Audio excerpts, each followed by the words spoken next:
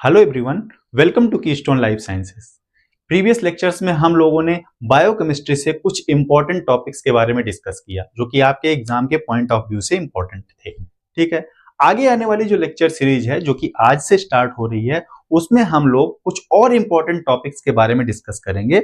और स्टार्टिंग में सबसे पहले हम लोग स्टार्ट करेंगे मॉलिक्यूलर बायोलॉजी से, जो कि आपकी यूनिट नंबर 4 है। ठीक है, आपके सिलेबस में यूनिट नंबर 4 जो कि फंडामेंटल प्रोसेसेस के नाम से वहां पर लिखी हुई है। ठीक है, उसमें उसके उसके ही अंदर में मॉलिक्यूलर बायोलॉजी की सारी स्टडी आती है। ठीक है, तो आज से हम लोग फंडामेंटल प्रोसेसेस की स्टडी स्टार्ट करने वाले हैं। ठीक है, इस स्टडी में भी हम लोग बेसिक से शुरू करते हुए डिटेल्ड स्टडी करेंगे, चाहे वो डीएनए का रेप्लिकेशन हो, चाहे वो न्यूक्लिक एसिड्स का बेसिक अकाउंट हो, ट्रांसक्रिप्शन हो, ट्रांसलेशन हो, रेगुलेशन ऑफ जीन एक्सप्रेशन हो, और चाहे वो डीएनए का रिपेयर सिस्टम हो। हर एक चीज के बारे में हम लोग बेसिक से स्टार्ट करते हुए और उसकी डिटेल स्टडी करेंगे, ताकि आपके एग्जाम में जो आने वाले क्वेश्चंस हैं आप उनको आसानी से सॉल्व कर पाएंगे। ठीक है, मेरे लेक्चर्स देखने के बाद आप बहुत सारे क्वेश्चंस को समझने में और उनको सॉल्व करने में आपको बहुत ज्यादा हेल्प होने वाली है। ठीक है, तो इन लेक्चर्स को बहुत ही ध्यान से देखिएगा, बहुत ही बेसिक लेक्चर होने वाले हैं और बहुत ही इंपॉर्टेंट लेक्चर होने वाले हैं। ठीक है, तो फर्स्ट लेक्चर में आज हम लोग कुछ बेसिक अकाउंट कवर करेंगे, कुछ जनरल सी बातें करेंगे और कुछ बेसिक सी चीजें हम लोग बेसिक कॉन्सेप्ट को क्लियर करते हुए हम लोग अपने लेक्चर्स को आगे बढ़ाएंगे। ठीक है, तो सबसे पहले बात आती है फंडामेंटल प्रोसेसेस की। ठीक है, आपकी यूनिट 4 जिसका नाम फंडामेंटल प्रोसेसेस है, सबसे पहले ये जरूरी है कि हमें जाने कि फंडामेंटल प्रोसेसेस होती क्या है। ठीक है, तो फंडामेंटल प्रोसेसेस के अंदर में ये जो यूनिट है इसके अंदर में जो स्टडी आएगी उसको कहा जाता है the study of central dogma of molecular biology. ठीक है, हम लोग कहते हैं कि मॉलिक्यूलर बायोलॉजी पढ़ने जा रहे हैं और उसके अंदर में हम पढ़ते कि हाँ डीएनए का replication, transcription, translation, regulation of gene expression और मॉलिक्यूलर बायोलॉजी खत्म हो गई। ऐसा नहीं है, मॉलिक्यूलर बायोलॉजी एक बहुत ब्रॉड टर्म है, उसके अंदर में बहुत सारी चीजें आती हैं। इसीलिए आपके सिलेबस में जो मॉलिक्यूलर बायोलॉजी का पोर्शन है वो फंडामेंटल प्रोसेसेस के नाम से है। ठीक है, और उस यूनिट में हम सिर्फ फंडामेंटल प्रोसेसेस के बारे में बात करेंगे, जो कि क्या होता है, वो होता है study of central dogma of molecular biology. ठीक है, central dogma of molecular biology. अब central dogma of molecular biology क्या है? Central dogma of molecular biology ये कहता है कि जेनेटिक इंफॉर्मेशंस, जो भी जेनेटिक इंफॉर्मेशन डीएनए में है या न्यूक्लिक एसिड्स में है, वो genetic informations can be transferred from DNA to DNA. ठीक है, जो जेनेटिक इंफॉर्मेशन है वो कहां से, डीएनए से डीएनए में, डीएनए से आरएनए में और आरएनए से प्रोटीन में ट्रांसफर हो सकती है। ठीक है, क्या कहता है central dogma of life? Central dogma of life कहता है कि जेनेटिक इंफॉर्मेशंस जो कि कहां पे स्टोर होंगी, न्यूक्लिक एसिड्स में, वो डीएनए से डीएनए में, डीएनए से आरएनए में और आरएनए से प्रोटीन में ट्रांसफर होती है। ठीक है, और यहां पे जब हम आरएनए की बात करेंगे तो हम बेसिकली एमआरएनए की बात करेंगे। ठीक है, आगे चल के इसके बारे में हम लोग डिटेल में बात करेंगे। ठीक, अब बात आती है कि डीएनए से डीएनए, हमने कहा कि डीएनए से डीएनए में, डीएनए से आरएनए में और आरएनए से प्रोटीन में ट्रांसफर हो सकती है। ठीक है, तो हमने कहा कि डीएनए टू डीएनए, इसका मतलब डीएनए खुद की कॉपी बनाता है और इस प्रोसेस को हम लोग कहते हैं रेप्लिकेशन। रेप्लिकेशन, ठीक है, फिर हमने कहा कि डीएनए से आरएनए में जा सकता है। ठीक, और ये जो डीएनए से आरएनए बनता है ये होता है एमआरएनए, मैसेंजर आरएनए जिसको आप बोलते हैं। ठीक है, ये मैसेंजर आरएनए जब बनता है तो इस प्रोसेस को हम लोग कहते हैं ट्रांसक्रिप्शन। ये सब बेसिक सी बातें हैं, आपको पता होंगी, फिर भी मेरी आदत है कि मैं बेसिक से स्टार्ट करता हूं, इसलिए मैं बेसिक कॉन्सेप्ट सबसे पहले आपको बता रहा हूं। ठीक है, उसके बाद मैंने कहा कि वो जो जेनेटिक इंफॉर्मेशन यहाँ डीएनए से चली थी, आरएनए तक पहुंची है, ये फिर कहां जाएगी, एमआरएनए से ये चली जाती है प्रोटीन्स में। ठीक है, और इस प्रोसेस को हम लोग कहते हैं ट्रांसलेशन। ठीक, और इसी पूरी प्रोसेस की जो स्टडी है, मतलब क्या स्टडी, रेप्लिकेशन, रेप्लिकेशन। ठीक, रेप्लिकेशन से बनता है डीएनए, मतलब डीएनए खुद की कॉपी बनाता है, ठीक है। और डीएनए से होता है ट्रांसक्रिप्शन, ट्रांसक्रिप्शन, और ये ट्रांसक्रिप्शन बनाता है एमआरएनए, और इस एमआरएनए का होता है ट्रांसलेशन, ठीक। इस ट्रांसलेशन से बनती हैं प्रोटीन्स, ठीक है। ये पूरी जो प्रोसेस है इसी को कहा जाता है central dogma of molecular biology, और इसी की स्टडी हम लोग करते हैं फंडामेंटल प्रोसेसेस के अंदर में, ठीक है। इसके बाद बात आती है कि ये जो हमारा सेंट्रल डोग्मा ऑफ लाइफ है इसको सबसे पहले बताया था फ्रैंकिस क्रिक ने, फ्रैंकिस क्रिक ने, ठीक है। और कब बताया? ये बताया इन्होंने 1958 में,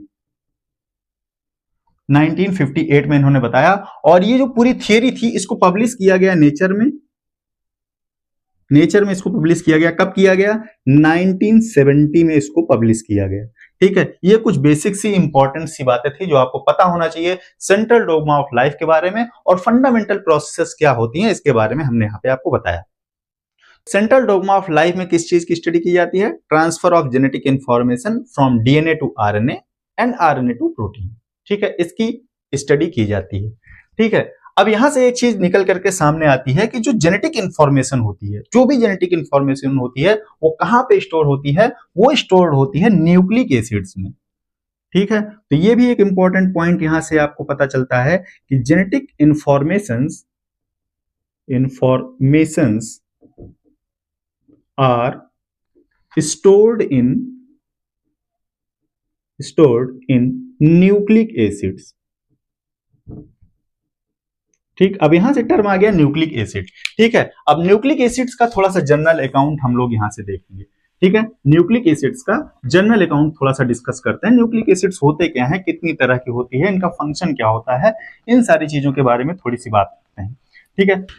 तो जेनेटिक इंफॉर्मेशंस स्टोर्ड होती हैं न्यूक्लिक एसिड्स में, ठीक है। अब बात आती है न्यूक्लिक एसिड्स की, तो यहां से हम लोग स्टार्ट करते हैं न्यूक्लिक एसिड का जनरल अकाउंट, ठीक है। अब ये टॉपिक आपके बायोमोलिक्यूल वाली यूनिट में भी है, ठीक है। तो अब यहां से हम लोग 2 यूनिट कवर करेंगे। वहां पे बायोमोलिक्यूल वाले पोर्शन में जो न्यूक्लिक एसिड्स के बारे में जनरल अकाउंट है वो भी कवर होगा, और उसके साथ साथ ही हम लोग जो फंडामेंटल प्रोसेस में न्यूक्लिक एसिड के फंक्शंस हैं, जैसे कि जेनेटिक इंफॉर्मेशन का स्टोरेज, उनका उसका ट्रांसक्रिप्शन, फिर ट्रांसलेशन, वो सारी चीजें भी हम यहाँ पे कवर कर लेंगे। तो एक साथ ही हमारे 2 टॉपिक कवर हो जाएंगे, ठीक है।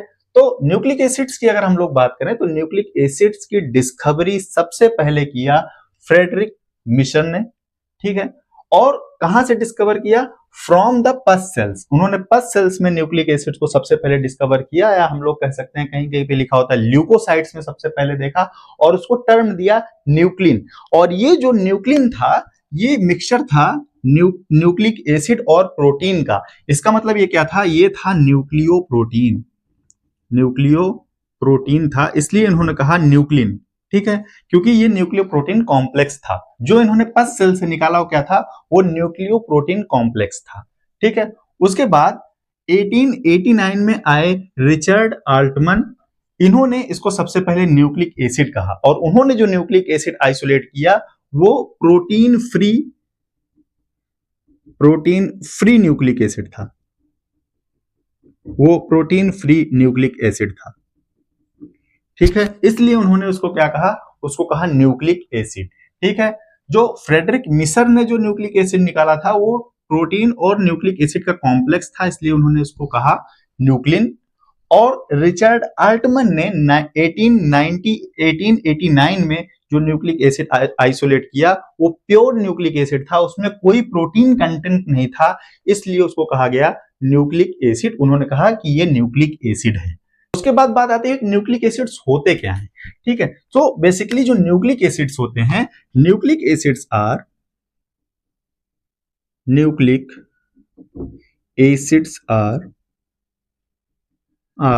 polymers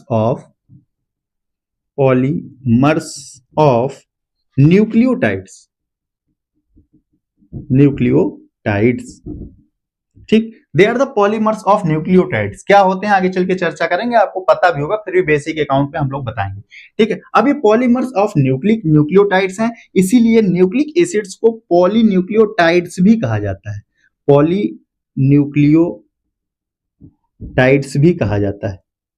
ठीक है, पॉलीन्यूक्लियोटाइड्स कहा जाता है। जैसे हम लोग जो अमीनो एसिड्स का जो पॉलीमर होता है उसको हम लोग कहते हैं पॉलीपेप्टाइड। ठीक है, जैसे जो सुगर्स का पॉलीमर होता है उसको हम लोग कहते हैं पॉलीसैकेराइड। वैसे ही न्यूक्लियोटाइड्स का जो पॉलीमर है उसको कहा जाता है पॉलीन्यूक्लियोटाइड्स। ठीक है, अब बात आती है न्यूक्लिक एसिड्स होते कितने टाइप के हैं।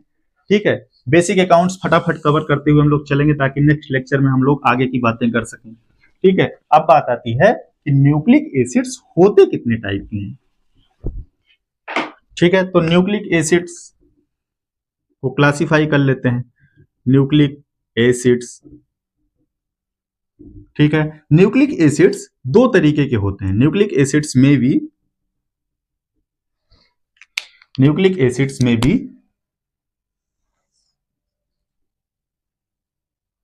डीऑक्सीराइबोन्यूक्लिक एसिड, डीऑक्सीराइबोन्यूक्लिक एसिड और राइबोन्यूक्लिक एसिड्स। राइबोन्यूक्लिक एसिड, ठीक है। डीऑक्सीराइबोन्यूक्लिक एसिड को शॉर्ट में कहा जाता है डीएनए, ये आपको पता होगा। और राइबोन्यूक्लिक एसिड को शॉर्ट में कहा जाता है आरएनए। ठीक है, तो दो तरह की न्यूक्लिक एसिड होती हैं, डीएनए और आरएनए। तो अभी तक हम लोगों ने जो जो चीजें डिस्कस की एक बार शॉर्ट में उसको रिपीट कर लेते हैं। मैंने आपको बताया कि जो भी जेनेटिक इंफॉर्मेशंस होती हैं वो न्यूक्लिक एसिड्स में स्टोर होती हैं। ठीक है, न्यूक्लिक एसिड्स क्या करते हैं, जेनेटिक इंफॉर्मेशन को स्टोर करते हैं। Central dogma of molecular biology क्या कहता है, वो कहता है कि जो जेनेटिक इंफॉर्मेशन न्यूक्लिक एसिड में स्टोर्ड हैं वो डीएनए से डीएनए में, डीएनए से एमआरएनए में और एमआरएनए से प्रोटीन में ट्रांसफर हो सकती है। ठीक है, फिर मैंने आपको बताया कि जो न्यूक्लिक एसिड्स होते हैं वो न्यूक्लियोटाइड्स के पॉलीमर्स होते हैं या पॉलीन्यूक्लियोटाइड्स होते हैं। ठीक है, और न्यूक्लिक एसिड्स दो तरह के होते हैं, डीएनए और आरएनए। डीएनए में जो भी जेनेटिक इंफॉर्मेशन प्रेजेंट होती है वो फाइनली प्रोटीन में जाकर के ट्रांसलेट होती है। ठीक है, और प्रोटीन बने होते हैं अमीनो एसिड सीक्वेंसेस के। ध्यान से सुनिएगा, ठीक है, ध्यान सुनिएगा, यहां से ट्रांसलेशन और ट्रांसक्रिप्शन की भूमिका बनाने जा रहा हूं। ठीक है, बहुत इंपॉर्टेंट बात है ये। अगर ये चीज आप समझेंगे तो आपको ट्रांसलेशन और ट्रांसक्रिप्शन समझने में बहुत आसानी होने वाली है। मैंने आपसे कहा कि जो भी जेनेटिक इंफॉर्मेशन न्यूक्लिक एसिड में है, न्यूक्लिक एसिड में जो भी जेनेटिक इंफॉर्मेशन है, यहां पे क्या है, यहां पे है जेनेटिक इंफॉर्मेशन है यहां पे।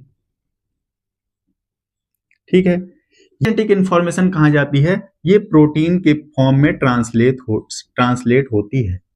ठीक है, अब मैंने आपको बताया न्यूक्लिक एसिड दो तरीके की हो सकती हैं, एक तो डीएनए है, ठीक है, दूसरी आरएनए है। ठीक, फिर हमने आपको बताया कि डीएनए से ट्रांसक्राइब होकर आरएनए बनता है और आरएनए से ट्रांसलेट होकर के क्या बनती है, प्रोटीन बनती है। इसका मतलब जो जेनेटिक इंफॉर्मेशन यहां डीएनए में है वही जेनेटिक इंफॉर्मेशन ये डिसाइड करेगी कि यहां पे कौन सी प्रोटीन बनने वाली है। ध्यान से सुनिएगा, जो जेनेटिक इंफॉर्मेशन यहां डीएनए में है वो डिसाइड करेगी कि यहां पे कौन सी प्रोटीन बनने वाली है। ठीक, इसका मतलब डीएनए में जो पॉलीन्यूक्लियोटाइड सीक्वेंस है या न्यूक्लियोटाइड सीक्वेंस है, डीएनए का जो न्यूक्लियोटाइड सीक्वेंस है, डीएनए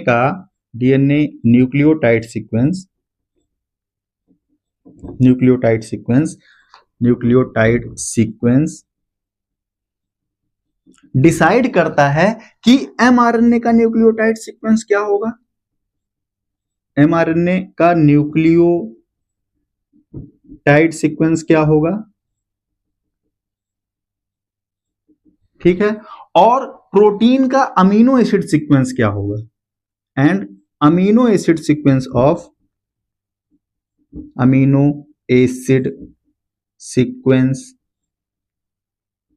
ऑफ प्रोटीन। ठीक है, मैंने आपको बताया कि डीएनए का जो न्यूक्लियोटाइड सीक्वेंस है वो ये डिफाइन करेगा कि एमआरएनए का न्यूक्लियोटाइड सीक्वेंस क्या होने वाला है, और यही डिफाइन करेगा कि जो प्रोटीन बनने वाली है उसका अमीनो एसिड सीक्वेंस क्या होगा। ठीक है, सपोज दैट, मैं आपको फिर से समझाता हूं, एक सिंपल एग्जांपल से मैं आपको समझाने की कोशिश करता हूं। सपोज दैट ये एक डीएनए का फ्रेगमेंट मैं बना रहा हूं। ये क्या है? ये एक डीएनए का फ्रेगमेंट है, ठीक है, डीएनए का फ्रेगमेंट है जिसके पास वो न्यूक्लियोटाइड सीक्वेंस है जो एक स्पेसिफिक प्रोटीन को कोड करते हैं जिसका नाम है हेक्सोकाइनेज। ये किसको कोड करता है? ये हेक्सोकाइनेज को कोड करने वाला सीक्वेंस है डीएनए का, हेक्सोकाइनेज को। ठीक, अब यहां पे जो न्यूक्लियोटाइड सीक्वेंस है वो डिफाइंड है कि अगर ये वाले न्यूक्लियोटाइड सीक्वेंस ट्रांसक्राइब होंगे, अगर ये न्यूक्लियोटाइड सीक्वेंस ट्रांसक्राइब होगा तो यहां पे ऐसा एमआरएनए बनेगा, यहां पे ऐसा एमआरएनए बनेगा जिसके पास जो न्यूक्लियोटाइड सीक्वेंसेज हैं वो ऐसी अमीनो एसिड्स को कोड करेंगे। ये क्या करेंगे? यहां पे जो भी ट्रिपलेट कोडॉन्स होंगे ये ऐसी अमीनो एसिड को कोड करेंगे जो कि आपस में जब पॉलीपेप्टाइड का फॉर्म लेंगी तो क्या बनाएंगी? हेक्सोकाइनेज बनाएंगी, हेक्सोकाइनेज बनाएंगी। ठीक, मतलब जो जीन का एक्सप्रेशन है, मतलब इस पोर्शन का जो एक्सप्रेशन है, यहां पे जो प्रोटीन बनने वाली है वो कहां से डिफाइंड हुई? यहां के सीक्वेंस से डिफाइंड हो रही है।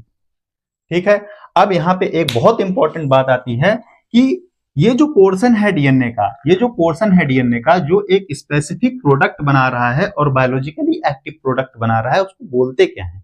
उसको कहा जाता है जीन, उसको हम लोग कहते हैं जीन। अब यहाँ पे जीन की डिफिनीशन हम डिफाइन करेंगे कि जीन क्या होता है। लोग कहते हैं gene is the segment of DNA. ठीक है, तो डीएनए में तो ऐसे भी सेगमेंट होते हैं जो कि कोई भी बायोलॉजिकल एक्टिव प्रोडक्ट बनाते ही नहीं है। ठीक है, तो the segment of DNA is gene is right, but every segment of DNA is gene is not right. ठीक है, तो जीन डीएनए का वो सेगमेंट होता है, gene is the segment of DNA, segment of DNA that can be transcribed, that can be transcribed into a functional transcript, functional transcript। Okay, या फिर हम लोग कह सकते हैं gene is the fragment of DNA, fragment of DNA that contains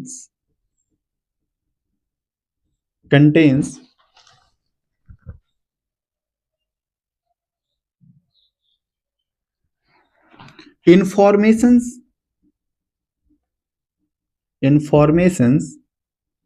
required for synthesis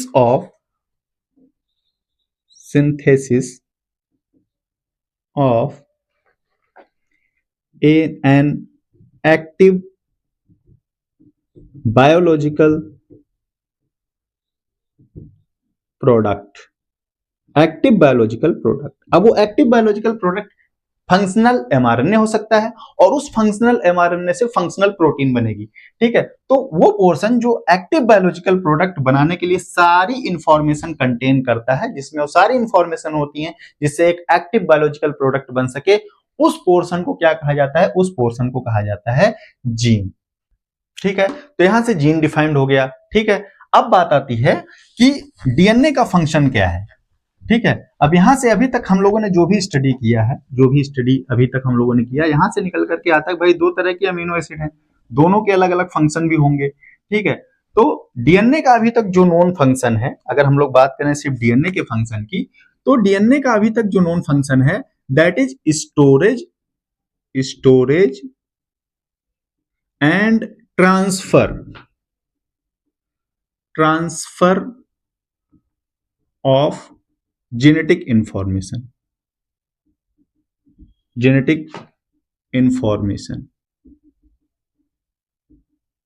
ठीक है, DNA का इसके अलावा कोई भी फंक्शन नोन नहीं है।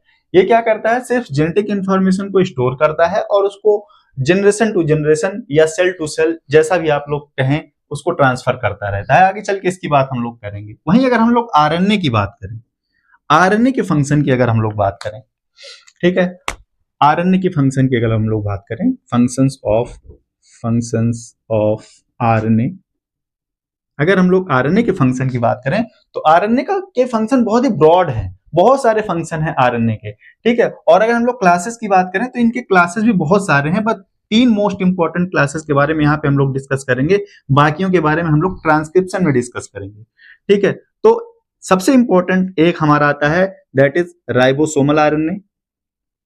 These are the part of ribosome, ये राइबोसोम सिंथेसिस में इन्वॉल्व होते हैं, राइबोसोम के पार्ट होते हैं, ठीक है। दूसरा आता है एमआरएनए, ये इंपॉर्टेंट है।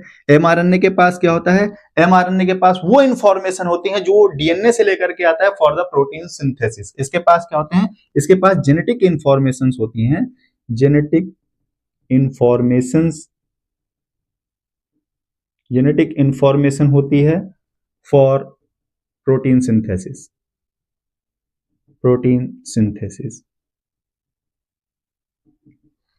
ठीक है। और तीसरा इंपॉर्टेंट आरएनए होता है जिसको हम लोग कहते हैं ट्रांसफर आरएनए और टीआरएनए, ठीक है। ये एक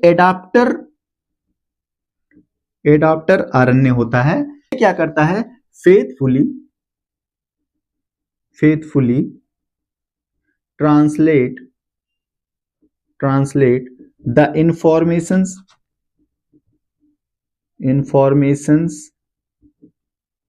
इन mRNA to specific amino acid sequences, ठीक है। तो टीआरएनए क्या करता है, टीआरएनए एक तरीके का एडाप्टर है, ये एडाप्टर मॉलिक्यूल है, और ये एडाप्टर मॉलिक्यूल क्या करता है, फेथफुली ट्रांसलेट करता है उस इंफॉर्मेशन को जो इंफॉर्मेशन एमआरएनए लेकर के आया है डीएनए से, और किसमें ट्रांसलेट करता है, specific sequences of amino acid में ट्रांसलेट करता है। तो बात हुई डीएनए और आरएनए के कुछ स्पेसिफिक फंक्शंस की, ठीक है। अब थोड़ा सा बात करते हैं जेनेटिक मटेरियल के बारे में, ठीक है। आपको ये पता होगा कि कुछ वायरसेस को छोड़ करके मैक्सिमम केसेस में जो जेनेटिक मटेरियल होता है वो डीएनए होता है। इसका मतलब जो भी इंफॉर्मेशन है, जो जेनेटिक इंफॉर्मेशन है, वो इनिशियली कहां पे स्टोर होती हैं, वो स्टोर होती हैं genetic information initially, genetic informations initially कहां पे स्टोर होती हैं, वो स्टोर होती हैं डीएनए में, ठीक है। ब्रॉड टर्म में हम लोग कहें तो न्यूक्लिक एसिड में, लेकिन उन न्यूक्लिक एसिड में भी डीएनए में मैक्सिमम जेनेटिक इंफॉर्मेशंस क्या होती हैं, स्टोर होती हैं। इसीलिए मोस्ट ऑफ द केसेस में जो जेनेटिक मटेरियल होता है, जेनेटिक मटेरियल वो होता है डीएनए, ठीक है। अब डीएनए को जेनेटिक मटेरियल क्यों कहते हैं, जेनेटिक मटेरियल वो मटेरियल होता है जो जनरेशन टू जनरेशन ट्रांसफर होता है, जो जनरेशन टू जनरेशन ट्रांसफर होता है उसको हम लोग कहते हैं जेनेटिक मटेरियल, ठीक है। अब ये जेनेटिक मटेरियल क्या होता है, डीएनए, ठीक है। तो नेचर ने डीएनए को ही एज ए जेनेटिक मटेरियल क्यों चूज किया, इसके पीछे भी एक लॉजिक है, ठीक है। डीएनए में क्या है, डीएनए की जो सबसे बड़ी बात है वो ये है कि डीएनए ऑटोनॉमस मॉलिक्यूल है, ऑटोनॉमस मॉलिक्यूल है, ठीक है। ऑटोनॉमस मॉलिक्यूल का मतलब ये हुआ कि ये खुद से अपनी कॉपी बना सकता है, इसमें रेप्लिकेशन की प्रॉपर्टी होती है, इसमें प्रॉपर्टी ऑफ रेप्लिकेशन है, ये खुद से अपने नंबर को बढ़ा सकता है, ठीक है। इसलिए इसको एज ए जेनेटिक मटेरियल चुना गया। दूसरा, ये बहुत ही फेथफुल मॉलिक्यूल है, फेथफुल मॉलिक्यूल क्यों है, इसके बारे में हम लोग चर्चा करेंगे जब मैं आपको रेप्लिकेशन पढ़ाऊंगा तो वहां पे, क्योंकि मैं आपको बता भी देता हूं शॉर्ट में, यहाँ पे फेथफुल इसलिए है क्योंकि एक तो ये अपने नंबर को बढ़ा सकता है, और जब ये अपने नंबर को बढ़ाने लगेगा, मतलब कि रेप्लिकेशन जब होने लगेगा, जब इसका रेप्लिकेशन होने लगेगा तो ये जब स्ट्रैंड्स खुलेंगे और रेप्लिकेशन स्टार्ट होगा, नया डीएनए मॉलिक्यूल सिंथेसाइज होना शुरू होगा, तो वहां पे म्यूटेशन के चांसेस होते हैं, ठीक है। लेकिन डीएनए पॉलीमरेजेस के पास में प्रूफ रीडिंग एक्टिविटी है जिसके थ्रू वो म्यूटेशंस को रिमूव करते हैं। दूसरा, वहां पे डीएनए रिपेयरिंग सिस्टम भी है, अगर वहां से भी चूक हो गई, कुछ म्यूटेशन यहाँ पे आ गया, तो उस म्यूटेशन को डीएनए रिपेयर सिस्टम के थ्रू सही कर लिया जाएगा। लेकिन ट्रांसक्रिप्शन पे ऐसी कोई सुविधा उपलब्ध नहीं है, इसलिए जो है आरएनए को वहां पे जेनेटिक मटेरियल ना लेकर के नेचर ने डीएनए को जेनेटिक मटेरियल चूज किया। ठीक है, तो ये अपनी सेम टू सेम अपनी कॉपी बना सकता है। दूसरा, ये फेथफुल मॉलिक्यूल है। तीसरा, ये मोर इंफॉर्मेशन कैरी कर सकता है, carries more information than RNA. इसके पास मोर इंफॉर्मेशन होती है देन आरएनए। क्यों? क्योंकि आरएनए बनता है डीएनए से। ठीक है, ये डीएनए है, इससे बनेगा आरएनए, और आरएनए में सिंगल स्ट्रैंड होता है। डबल स्ट्रैंडर्ड आरएनए बहुत कम पाए जाते हैं, ज्यादातर सिंगल स्ट्रैंडर्ड आरएनए होते हैं। अब यहाँ पे सिंगल स्ट्रैंड में जितने न्यूक्लियोटाइड्स हैं और यहाँ पे डबल स्ट्रैंड में जितने न्यूक्लियोटाइड्स हैं, तो सबसे ज्यादा इंफॉर्मेशन किसके पास होगी? जहां पे ज्यादा न्यूक्लियोटाइड्स होंगे। इसलिए डीएनए ज्यादा इंफॉर्मेशन कैरी कर सकता है, इसलिए भी इसको as a genetic material choose किया गया। ठीक है, तो ये ज्यादा इंफॉर्मेशन कैरी कर सकता है। अगली बात आती है कि ये आरएनए से ज्यादा स्टेबल है, it is more stable then RNA. ठीक है, क्यों स्टेबल है ज्यादा, इसके बारे में थोड़ी सी चर्चा करता हूं, आपको बताऊंगा, मैं आगे चल के बताऊंगा कि जो डीएनए और आरएनए होते हैं या न्यूक्लिक एसिड्स होते हैं, वो न्यूक्लियोटाइड्स से मिलकर के बने होते हैं, और न्यूक्लियोटाइड्स जो होते हैं वो 3 कंपोनेंट से मिलकर के बने होते हैं। न्यूक्लियोटाइड्स जो होते हैं वो 3 कंपोनेंट से मिलकर के बने होते हैं। एक होता है सुगर, दूसरा होता है नाइट्रोजनस बेस, और तीसरा होता है फॉस्फेट। ये 3 चीजें होती हैं न्यूक्लियोटाइड्स में। ठीक है, वहीं अगर हम लोग बात करें डीएनए की, तो डीएनए में जो न्यूक्लियोटाइड होता है वो होता है डीऑक्सीराइबोन्यूक्लियोटाइड। डीऑक्सीराइबोन्यूक्लियोटाइड। वहीं पे अगर हम लोग बात करें आरएनए की, तो उसमें होता है राइबोन्यूक्लियोटाइड।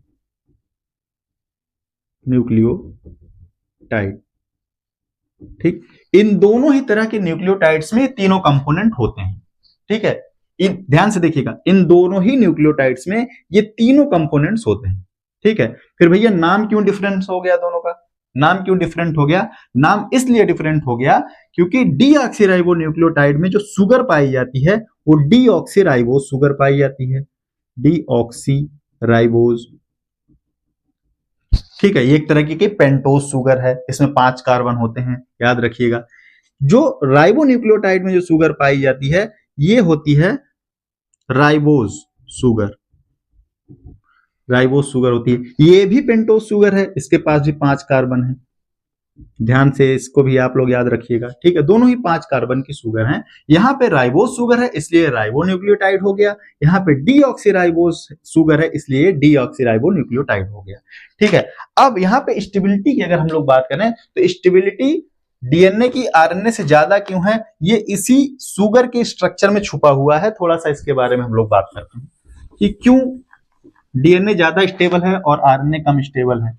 अगर हम दोनों पेंटोज शुगर्स का स्ट्रक्चर देखें, दोनों ही पेंटोज शुगर्स का अगर हम लोग स्ट्रक्चर देखें, ठीक है, 5 कार्बन की ये शुगर मैंने बना दी यहाँ पे। ठीक है, ये हो जाता है कार्बन नंबर 1, 2, 3, 4 और 5 वाला यहाँ पे होता है, CH2OH लगा होता है। ठीक है, यहाँ पे होता है CH2OH, ये 5वां कार्बन होता है। ठीक है, यहाँ पे होता है HOH, यहां से नाइट्रोजनस बेस जुड़ता है, यहां से फॉस्फेट जुड़ता है। ठीक है, ये कुछ इस तरीके का स्ट्रक्चर होता है। आगे चल के इसके बारे में डिटेल में हम लोग बात करेंगे, अभी हम जस्ट डीएनए और आरएनए की स्टेबिलिटी के बारे में बात करेंगे। ठीक है, यहां से दूसरा न्यूक्लियोटाइड जुड़ता है। ठीक है, इस तरह से ये पूरी चेन बनी होती है और ये एक न्यूक्लियोटाइड बनता है। ठीक, ये जो शुगर यहाँ पे आपको दिख रही है, ये जो न्यूक्लियोटाइड आपको दिख रहा है, ये राइबो न्यूक्लियोटाइड है, राइबो न्यूक्लियोटाइड है। ये क्या है? ये राइबो न्यूक्लियोटाइड है। ठीक है, अब डीऑक्सीराइबो न्यूक्लियोटाइड हम लोग बनाते हैं, दूसरी शुगर अगर हम लोग यहाँ पे बनाते हैं। ठीक है, ये भी 5 कार्बन की शुगर है, कार्बन नंबर 1, 2, 3, 4, सिमिलरली 5 यहाँ पे होगा CH2OH। ठीक है, ये 5th हो गया। ठीक, यहां पे भी क्या है? यहाँ पे ये क्योंकि डीऑक्सीराइबोन्यूक्लिक एसिड है, ये डीऑक्सीराइबोन्यूक्लियोटाइड है, डीऑक्सीराइबोन्यूक्लियोटाइड है, ठीक है। डीऑक्सीराइबोन्यूक्लियोटाइड में डिफरेंस ये है कि यहाँ पे सेकंड प्राइम पे, ये प्राइम क्यों बोल रहे हैं, ये सारी चीजें हम लोग नेक्स्ट लेक्चर में इसके बारे में हम लोग बात करेंगे। यहाँ पे सेकंड प्राइम पे 1 prime 2 prime 3 prime 4 prime 5 prime, ठीक है। 2 प्राइम पे जो OH ग्रुप था वहां पे उसका O जो है वो डीऑक्सीडाइज हो गया है, ठीक है, इसलिए इसको डीऑक्सीराइबोन्यूक्लिक एसिड करें। यहाँ पे OH की जगह पे सिर्फ H है, ठीक है, यहाँ पे 2 H आपको दिख रहे हैं, ठीक है, यहां से फॉस्फेट लगा हुआ है, ठीक है। ये क्या है, डीऑक्सीराइबोन्यूक्लिक एसिड न्यूक्लियोटाइड है, ये आगे चल के क्या बनाएगा, DNA बनाएगा। ये राइबोन्यूक्लियोटाइड है, ये क्या बनाता है, RNA बनाता है, ठीक है। अब यहाँ पे दोनों के स्ट्रक्चर में डिफरेंस क्या है, 2 प्राइम पे यहाँ पे OH है और यहाँ पे सिर्फ H है, ठीक है। RNA में क्या है, यहाँ पे जो 2 प्राइम पे OH है ये न्यूक्लियोफाइल होता है, आपको पता होगा, आपने केमिस्ट्री में पढ़ा हो न्यूक्लियोफाइल और इलेक्ट्रोफाइल। तो OH ग्रुप हाइड्रोक्सिल ग्रुप जो होता है ये एक एक्टिव, मोस्ट एक्टिव क्या होता है, न्यूक्लियोफाइल होता है, न्यूक्लियोफाइल होता है, ठीक है। और ये क्या करता है, ये जो फास्फोडाइस्टर बॉन्ड होता है उस पर न्यूक्लियोफिलिक अटैक करता है, क्या करता है, न्यूक्लियोफिलिक अटैक करता है, जिसकी वजह से क्या होता है, आरएनए ब्रेक होता रहता है, आरएनए अपने आप ही ब्रेक होता रहता है। इसी वजह से क्या होता है, आरएनए बहुत ज्यादा स्टेबल नहीं होता है, क्यों, due to the presence of 2 prime OH group. ये क्या होता है, न्यूक्लियोफाइल होता है और ये इस पे न्यूक्लियोफिलिक अटैक करके फास्फोडाइस्टर बॉन्ड को तोड़ता रहता है, जिसकी वजह से आरएनए का ब्रेकेज होता रहता है और आरएनए बहुत स्टेबल मॉलिक्यूल नहीं बन पाता है। वहीं पे अगर देखा जाए डीएनए के पास, तो यहाँ पे ये H है, H क्या हो गया, H तो न्यूट्रल हो गया, ये कोई भी अटैक यहाँ पे नहीं कर पाता है, इसलिए ये स्टेबल मॉलिक्यूल बन करके रेडी हो जाता है, इसलिए डीएनए आरएनए से ज्यादा स्टेबल होता है, that's why it is selected as genetic material. ये तो स्टेबिलिटी की बात रही, ठीक है। आज के लेक्चर में हम लोगों ने क्या जाना, हम लोगों ने जेनेटिक इंफॉर्मेशन कैसे स्टोर होती है, कैसे DNA to DNA, DNA to RNA, RNA to protein ये ट्रांसफर होती है, इन चीजों के बारे में जाना, कैसे होती है इसकी स्टडी हम लोग डिटेल में करेंगे आगे चल के, ठीक है। न्यूक्लिक एसिड्स क्या होते हैं, कितने तरीके के होते हैं, DNA को ही जेनेटिक मटेरियल के रूप में क्यों सिलेक्ट किया गया, ये सारी चीजों के बारे में आज हम लोगों ने चर्चा की, ठीक है। नेक्स्ट लेक्चर में जब हम लोग मिलेंगे तो हम लोग न्यूक्लियोटाइड्स के बारे में बात करेंगे, न्यूक्लियोटाइड्स के बारे में बात करेंगे, राइबोस शुगर के बारे में बात करेंगे, डीऑक्सीराइबोस शुगर के बारे में बात करेंगे, नाइट्रोजनस बेस के बारे में बात करेंगे, न्यूक्लियोटाइड की सिंथेसिस किस तरीके से होती है इसके बारे में बात करेंगे, और 4 गाफ के रूल के बारे में बात करेंगे, ठीक है। तो इस लेक्चर को हम लोग यहीं पे फिनिश करते हैं, मिलते हैं नेक्स्ट लेक्चर में। Thank you for watching.